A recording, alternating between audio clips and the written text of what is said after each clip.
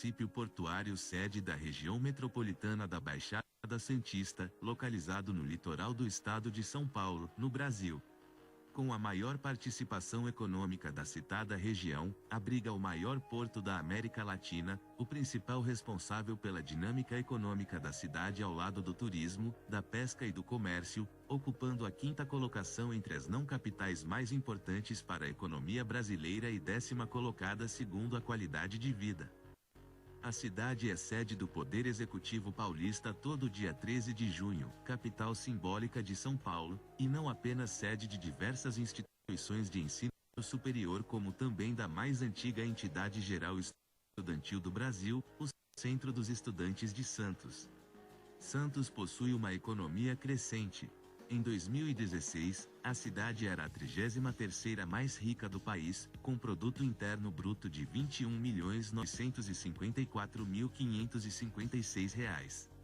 Durante um bom tempo, sua economia centrou-se na comercialização do café. Em 1922 foi inaugurada a Bolsa Oficial do Café, onde eram negociadas riquezas do mercado cafeeiro para o país, e que resultou no atual Museu do Café abrigado no local atualmente conhecido como Centro Histórico, espaço que promove exposições sobre a trajetória do produto pelo Brasil e pela cidade e que é decorado com obras do artista Benedito Calixto. Cidade mais populosa do litoral paulista, o principal cartão postal do município são os 7 quilômetros de praia. O livro dos recordes situa os Jardins da Orla de Santos como formadores do maior jardim frontal de praia em extensão do mundo. A preservação e o cuidado com a flora do ambiente praiano santista, permeado de palmeiras e amendoeiras, são resultados de um trabalho em conjunto dos departamentos de meio ambiente da região, muitas vezes ligados a universidades ou a instituições científicas. A estimativa de população em 2021 era de 433.991 habitantes. A Baixada Santista, com 1,7 milhão de habitantes em 2008, é parte, junto com a Grande São Paulo e a região metropolitana de Campinas, do Complexo Metropolitano Expandido, uma megalópole que ultrapassava, já naquele ano, os 30 milhões de habitantes, cerca de 75% da população paulista, e que é a primeira aglomeração urbana do tipo no Hemisfério Sul. O Programa das Nações Unidas para o Desenvolvimento de 2010 posicionou a cidade de Santos em 6º lugar na lista dos municípios brasileiros por Índice de Desenvolvimento Humano, e em 3º lugar na lista dos municípios de São Paulo. Entretanto, Santos enfrentava, dados de 2011 a 2012, diversos problemas, incluindo alto custo de vida, constante especulação imobiliária e elevadas taxas de homicídios para cada 100 mil habitantes. Além disso, abriga a maior favela de palafitas do país, onde vivem, em dados de 2012, mais de 10 mil pessoas. Santos é uma das cidades mais antigas do país e de grande valor histórico por acompanhar o crescimento e a evolução do Brasil em seus primeiros anos de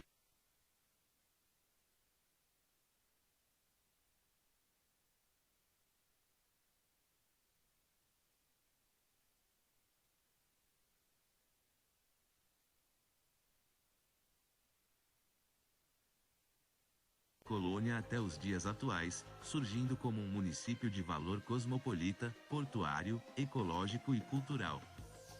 Verificam-se relatos a respeito da ilha de São Vicente apenas 2 anos após o descobrimento oficial do Brasil, em 1502, com a expedição de Américo Vespúcio para o reconhecimento da costa brasileira.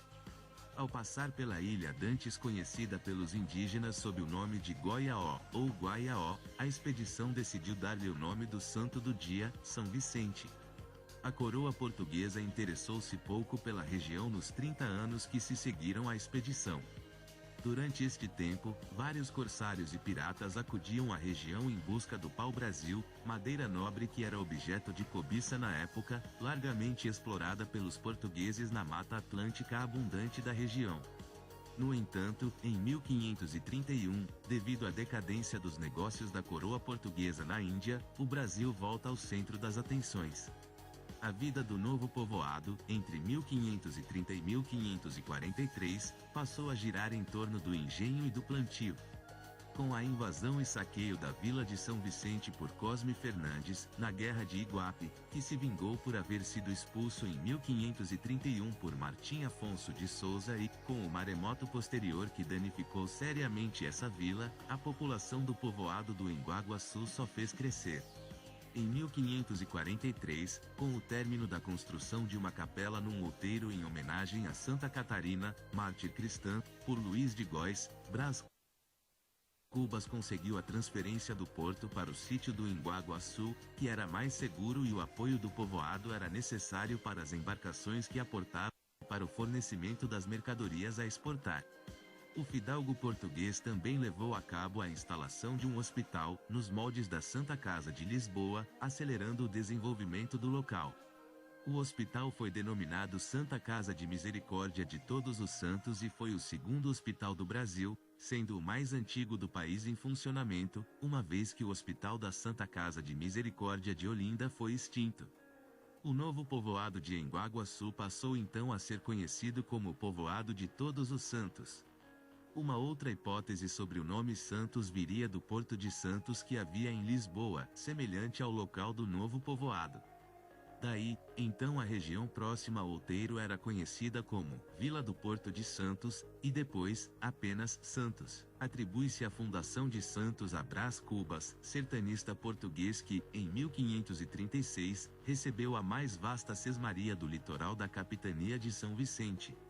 Em 1543, Brás Cubas instalou às margens da Bahia a Casa de Misericórdia de Todos os Santos para abrigar doentes dos navios que chegavam da metrópole. O povoado, com o nome simplificado de Santos, foi elevado à categoria de vila em 1545. No século XVII, seguindo uma tendência de toda a capitania de São Vicente, a vila de Santos entra em um longo e lento processo de estagnação e posterior decadência. Muitos habitantes da vila, na tentativa de buscar uma atividade econômica, se juntavam aos habitantes da vila de São Paulo de Piratininga e partiam nas expedições conhecidas. No fim do século XVIII, a vila retoma o desenvolvimento e sua população começa a crescer. A construção de ligação de Santos com São Paulo, o desenvolvimento na infraestrutura e no porto, e a posterior abertura dos portos brasileiros com a vinda da família real portuguesa reativaram o dinamismo econômico da vila. Cabe destacar que vários episódios relacionados à independência do Brasil ocorreram em Santos, tais como a rebelião militar dos quartéis de Santos liderada por Chaguinhas contra a tentativa das Cortes Constitucionais de Lisboa de fazer retroceder o Brasil à condição de colônia, e a passagem de D. Pedro I por Santos, grito da independência. Aliás, note-se que o imperador nunca escondeu sua simpatia pela região, chegando a conferir a sua amante o título de Marquesa de Santos. Santos foi elevada à categoria de cidade em 26 de janeiro de 1839, quando a Assembleia Provincial, que hoje equivale à Assembleia Legislativa Estadual, resolveu aprovar uma lei que elevou a Vila de Santos à condição de cidade, assinada por Venâncio José Lisboa, presidente da Assembleia. Logo, comemora-se a cada dia 26 de janeiro o aniversário da cidade. A economia do café no Brasil representou um impulso sem precedentes de crescimento para Santos. A inauguração da ferrovia São Paulo Railway ligando Santos às lavouras cafeeiras de Jundiaí é inestimável, principalmente para o porto. A cidade aumentou sua população sobremaneira, ocupando toda a área entre o porto e o monte, e as áreas conhecidas como Paquetá e Macuco. Com a abolição da escravatura e a vinda de mão de obra italiana para substituir o trabalho dos negros, na agricultura, Santos se caracterizou como a porta de entrada do Brasil para os esperançosos imigrantes italianos e japoneses. Santos se tornou definitivamente uma cidade turística a partir dos anos 1910, com a construção dos hotéis Internacional e Parque Balneário e com a construção dos Jardins da Orla de Santos a partir de 1935. Até hoje, o turismo em Santos é uma das atividades econômicas principais, ligado principalmente às praias e ao patrimônio histórico. Entre os principais pontos turísticos de Santos, além de suas praias, podemos citar os Jardins da Orla de Santos, que é o maior jardim frontal de praia em extensão do mundo. O Aquário de Santos, antigo Aquário Municipal de Santos, inaugurado em 1945 pelo então Presidente da República Getúlio Vargas e ampliado em 2006, é o segundo parque público mais visitado do estado e atrai turistas do mundo inteiro. Outros lugares de interesse são o Museu do Café Brasileiro, o Orquidário Municipal, o Jardim Botânico Chico Mendes, o Teatro Coliseu Santista, o Panteão dos Andradas, o Monte Serrate e a Estação do Valongo. A Laje de Santos é um lugar muito procurado por mergulhadores. Entre as igrejas de interesse temos a Catedral de Santos, a Igreja Santo Antônio do Embaré e a Igreja do Valongo. Santos é um dos 15 municípios paulistas considerados estâncias balneárias pelo Estado de São Paulo, por cumprirem determinados pré-requisitos nidos por lei estadual. Tal status garante a esses municípios uma verba maior por parte do Estado para a promoção do turismo regional. Também, o município adquire o direito de agregar junto a seu nome o título de estância balneária, termo pelo qual passa a ser designado tanto pelo expediente municipal oficial quanto pelas referências estaduais. Pelo seu caráter litorâneo e pelo fato de ter sido construída em parte sobre antigos terrenos de manguezais, a cidade de Santos tem um perfil de solos dos mais difíceis no país para a construção de fundações. Por este motivo, uma série de edifícios foram erigidos ao longo do século XX, especialmente a partir da década de 1960, com fundações executadas a partir de equívocos de sondagem ou de projeto. A especulação imobiliária surgida com a explosão do veraneio em Santos foi a responsável por tais erros, já que os edifícios eram construídos rapidamente para abrigar muitos veranistas. Com o tempo, tais edifícios passaram a sofrer acentuados recalques diferenciais, tornam-se tortos, ou seja, perdem o prumo, aos olhos dos pedestres situados na praia. Recentemente os prédios tortos da Orla de Santos estão virando atração turística, são cerca de 90 prédios com esta característica. Estão concentrados na Orla do Boqueirão, Embaré e Aparecida. O reaprumo ou a implosão e reconstrução são soluções possíveis. A primeira opção, menos impactante que a segunda, já foi executada com sucesso no edifício que era considerado o mais inclinado da orla, o denominado Núncio Malzone, no bairro do Boqueirão, o qual tinha mais de 2 metros de inclinação do topo em relação à base. A inclinação da Torre de Pisa na Itália é de aproximadamente. Nesse sentido, a prefeitura busca, junto ao governo federal, uma linha de crédito especial para resolver esse problema tão específico de Santos. De acordo com a Fundação SEAD, a cidade tinha em 2012 o 14º maior PIB municipal do país. O montante de riquezas gerado na cidade supera o de outros estados brasileiros, como Alagoas, Sergipe e Tocantins. O setor de turismo e serviços em geral tem importante peso na economia local, mas o Porto de Santos é o maior gerador de receita e renda para a cidade, sendo que o município é a segunda cidade que mais arrecada impostos no estado de São Paulo. O Complexo Portuário de Santos responde por mais de 1/4 da movimentação da balança comercial brasileira e é o principal porto do país, e inclui na pauta de suas principais cargas, produtos como o açúcar, soja, café, milho, trigo, sal, polpa cítrica, suco de laranja, papel, automóveis, álcool e outros granéis líquidos, em cargas transportadas em contêineres via porto, trilhos e estradas. A área de influência econômica do porto concentra mais de 50% do Produto Interno Bruto, PIB, do país e abrange principalmente os estados de São Paulo, Minas Gerais, Goiás, Mato Grosso e Mato Grosso do Sul. Aproximadamente 90% da base industrial paulista está localizada a menos de 200 quilômetros do Porto Santista. Em 2007, o Porto de Santos foi considerado o 39º maior do mundo por movimentação de contêineres pela publicação britânica Container Management, sendo o mais movimentado da América Latina. O orçamento municipal gira em torno de 1,9 bilhão, segundo estimativa em 2013. A renda per capita também figura no início do ranking de cidades brasileiras.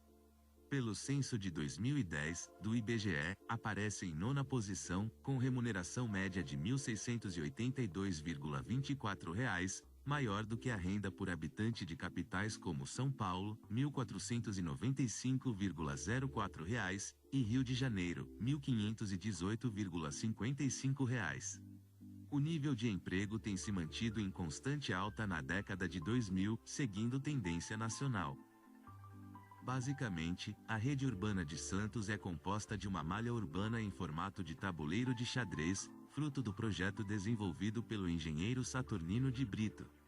A maioria das grandes vias de circulação estendem-se no sentido norte-sul, são as avenidas arborizadas que margeiam os canais e as avenidas Ana Costa e Conselheiro Nébias, antiga ligação do centro da cidade às praias. Elas conectam as praias, ao sul, com o centro da cidade, ao norte. O centro faz face ao braço de mar conhecido por Largo do Caneú. A Avenida Ana Costa pode ser considerada a avenida símbolo da cidade, onde se situam edifícios comerciais, cinemas, bancos e escolas.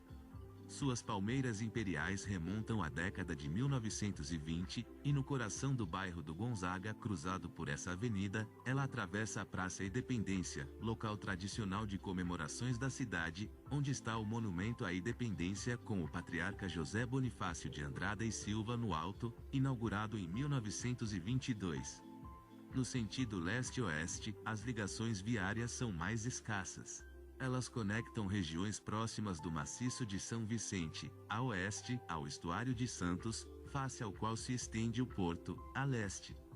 Três grandes eixos de circulação se destacam nesse sentido: o eixo central, as avenidas Afonso Pena e Francisco Glicério, do bairro Ponta da Praia aos Morros via região central à zona leste; o eixo leste que margeia a orla da praia, recebendo vários nomes: Presidente Wilson, Vicente de Carvalho, Bartolomeu de Gusmão e Almirante Saldanha da Gama; e também a avenida paralela à da orla, que também recebe vários nomes: Floriano Peixoto, Galeão Carvalhal, Embaixador Pedro de Toledo e Epitácio Pessoa. Quanto à paisagem urbana, ao sul da linha férrea, a cidade de Santos é extremamente densa, principalmente nas quadras fronteiras ao mar. Ao centro da ilha, Campo Grande, Encruzilhada, Macuco, a densidade cai, apesar de manter-se considerável, e próximo ao centro, mais ao norte da ilha, os bairros da Vila Nova, Vila Matias e Paquetá, áreas nobres no início do século XX, foram convertidas ao longo do século em áreas industriais e, em sua maioria, deterioradas, com proliferação de cortiços e desvalorização urbana. Na Vila Nova localiza-se o Mercado Municipal de Santos. Santos possui o maior porto da América Latina, o Porto de Santos. Suas obras começaram em 1888 e o primeiro trecho de cais foi inaugurado em 1892. O Porto de Santos é responsável por escoar boa parte das exportações brasileiras e cerca de 70% das exportações de café. Atualmente, o porto encontra-se sob a administração da Codesp, Companhia Docas do Estado de São Paulo, com vários terminais operados por concessionárias. O Porto de Santos possui o calado de 11 a 13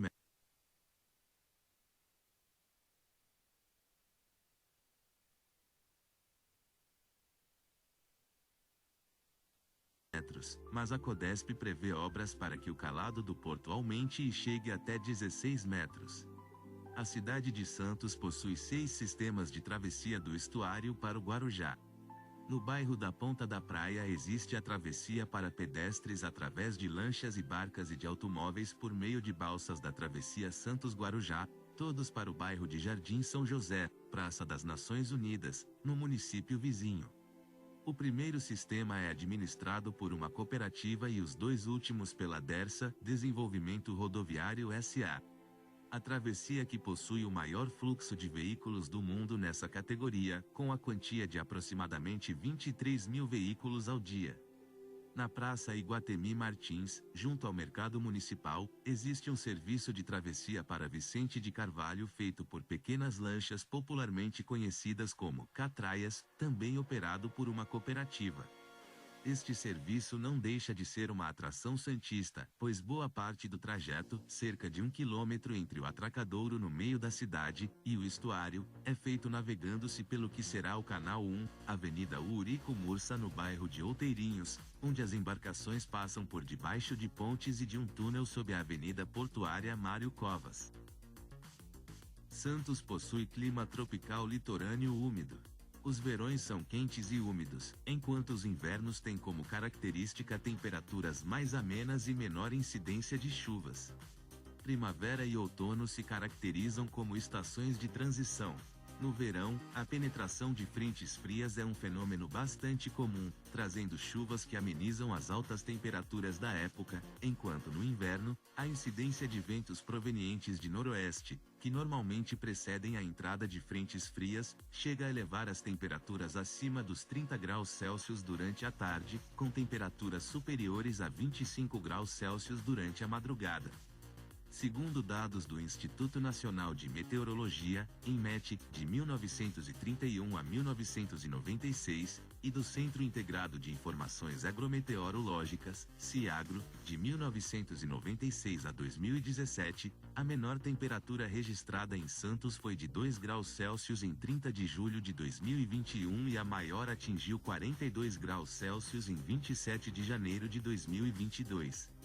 O maior acumulado de precipitação em 24 horas foi de 368,8 milímetros em 18 de fevereiro de 1934. Obrigado por assistir.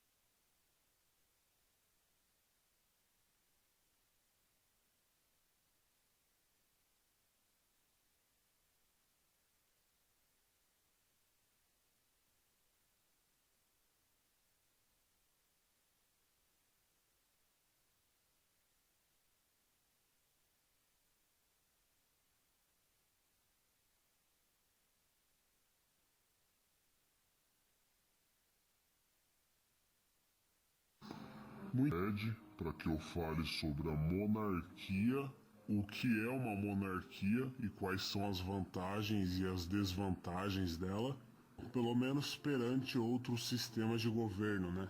Então, vamos lá. Vocês já sabem que eu me tornei um defensor da abolição do Estado. Então, particularmente, não me importa mais como o Estado vai se organizar para exercer seu poder sobre a sociedade, ou se através de República Democrática Federativa.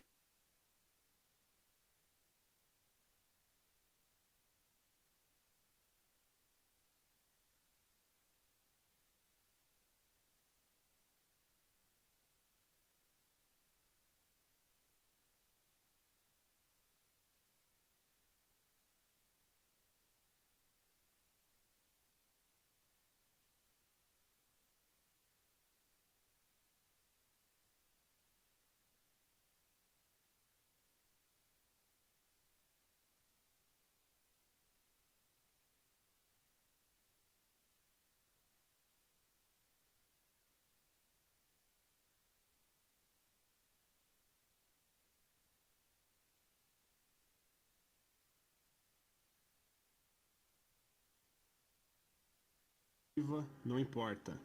Independente da forma de governo, a função do Estado sempre vai ser a de parasitar a sociedade. de parasitar a nossa propriedade e, portanto, eu estou mais do que convencido de que o Estado não deveria existir. Pelo menos até que me provem o contrário, de que o Estado é sim uma instituição legítima, voluntária e necessária. No entanto, eu acho isso um tanto improvável. Então, até lá, eu prefiro defender o que é mais ética e moralmente plausível. Eu espero que vocês entendam esse ponto. Mas é óbvio que eu quero jogar limpo com vocês. Inclusive, quem me acompanhava há algum tempo atrás sabe que eu era um defensor ferrenho da monarquia. Isso mesmo. E até hoje eu continuo achando que a monarquia é muito mais superior a uma democracia. Não por méritos da monarquia, mas por conta de um quesito maligno da democracia que eu vou tratar com vocês daqui a pouco.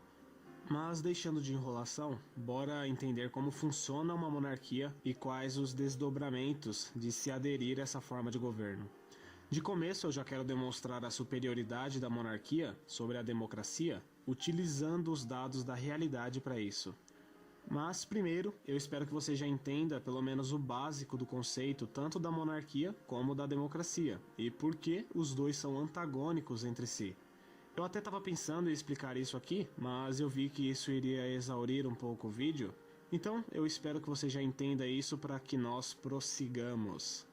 Mas, sendo superficial, eles são antagônicos porque, em última análise, na democracia, o povo vota e escolhe os legisladores e os governantes. E na monarquia, o rei se estabelece sem uma votação prévia. E o trono vai sendo passado na linha sucessória para os descendentes do rei após sua morte ou abdicação, de forma hereditária. Eu acho que deu para entender esse ponto. Então agora vamos lá, eu estou colocando aí na tela o ranking dos 10 melhores países por PIB per capita, segundo dados do FMI em 2017. E olha só que surpresa, dos 10 melhores países ranqueados, 5 são monarquias. E isso é sim uma surpresa, porque é praticamente senso comum na nossa sociedade de que monarquia é sinônimo de atraso e modelo retrógrado de governo, ao menos em comparação com a democracia, que é tratada como um deus que nunca falha. E mesmo com um baixo número de regimes monárquicos atualmente, entre os países mais prósperos, grande parte deles são monarquias. Mas o mais importante desse vídeo, o que é uma monarquia? Existem vários tipos de monarquia, mas o cerne de um regime monárquico basicamente está na ideia de que um indivíduo deve deter o poder de governar e reger uma nação, sendo o representante máximo desse povo e assumindo a chefia do Estado durante toda a sua vida, ou até a sua abdicação. Só que, diferentemente do que acontece nas democracias, esse representante do povo, por assim dizer, não é escolhido por meio de votação. Esse posto é passado de geração em geração entre os descendentes que vão se sucedendo, e a esse indivíduo atribui-se o título de rei. Essa é a definição mais comum e simplista, até, que você vai encontrar sobre a monarquia.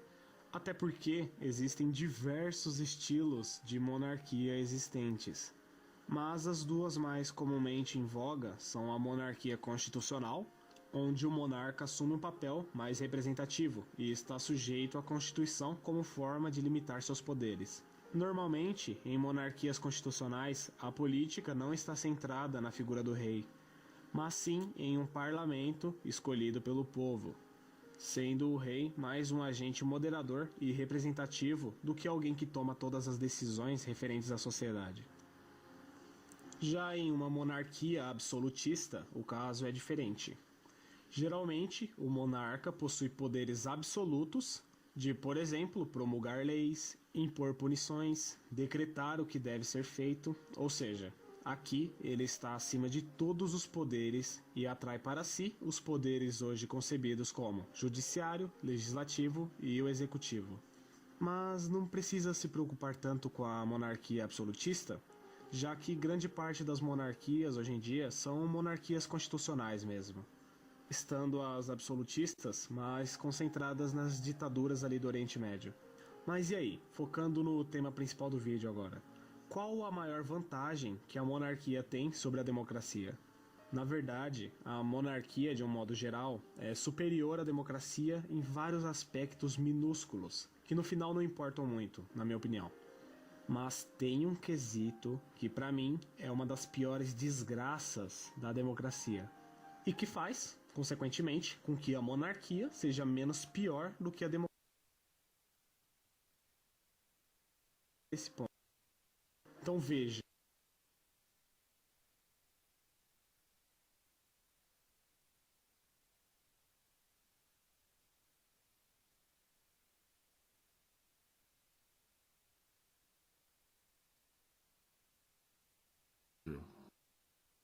O mérito da monarquia é porque a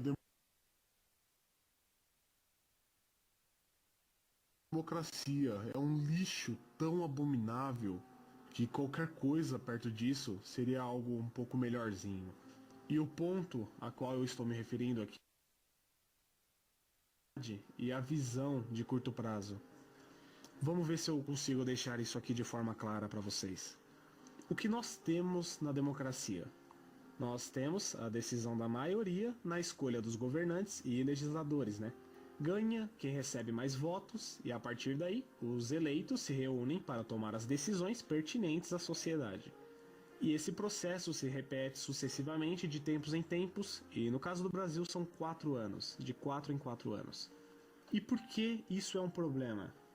Tirando o fato de que todos são coagidos a participar desse processo, alguns contra a sua própria vontade, a democracia é coletivista e injusta, pois nós somos obrigados a aceitar a decisão dos outros sobre os rumos que tomarão a sociedade que nós estamos incluídos. Uma maioria escolhe um presidente, por exemplo, que obviamente não vai ser um indivíduo aclamado por todos. E aqueles que não escolheram tal presidente são obrigados a obedecer à decisão da maioria. E com isso, eles já não são mais os donos de suas próprias escolhas, pois são obrigados a aceitar as escolhas dos outros. Escolhas essas que vão impactar diretamente sobre seus destinos. Você entende aqui o problema? Na democracia, o seu poder de decisão é mínimo, é reduzido. Não vai influenciar em nada no resultado final das eleições. E o que acontece é que você fica à mercê das decisões tomadas pelos outros e posteriormente pelos candidatos eleitos que darão as ordens e criarão leis assim que assumirem o cargo. Então cadê a voluntariedade e a autonomia disso?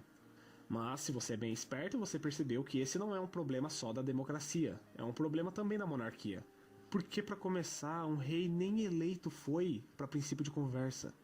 Na realidade, esse é um problema intrínseco da instituição Estado. Mas agora vem o porquê da democracia ser ainda mais lixo que a monarquia. Na democracia, a visão das pessoas são alinhadas para que elas pensem muito a curto prazo, mas exatamente por 4 anos. Esse é o prazo máximo de metas em uma democracia. Não há continuidade. Por exemplo, o presidente eleito hoje tem exatamente 4 anos para tentar colocar suas ideias em práticas. Talvez até ele se reeleja, mas depois de 4 anos, o próximo presidente eleito vai lá e desfaz tudo o que ele fez. E a sociedade fica à mercê desse joguinho. As pessoas já não planejam mais nada financeiramente. Elas têm um certo receio do que pode estar por vir. Se o próximo governador ou prefeito defende o livre mercado, ou se ele defende regulação na economia. Então, quem em sã consciência faria um planejamento de longo prazo, sabendo que a classe de políticos escolhidos democraticamente facilmente podem destruir toda uma sociedade com escolhas econômicas horríveis e em um pouquíssimo tempo? Vide socialismo. Agora, na monarquia, esse problema é um pouco amenizado, já que o rei permanece por toda a sua vida no poder. E tendo em vista que geralmente os reis têm um certo senso de amor, para a nação que ele governa, com a nação que ele governa, há uma devida relação de confiança entre o povo e o governante. E há também a bendita da continuidade. Se o rei não for uma metamorfose ambulante e for um defensor de um pouquinho de livre mercado, as pessoas investem e planejam e têm uma mentalidade de longo prazo nesse país, pois é praticamente certeza de que as medidas econômicas tomadas por este rei serão mantidas por muito tempo e não serão quebradas por interesse próprio ou por interesse partidário, coisa que acontece diuturnamente na política democrática. Enfim, eu acho que deu para entender aqui o ponto, né? Isso não quer dizer que a monarquia seja as mil maravilhas, pelo contrário. Ela ainda se vale do Estado monopolista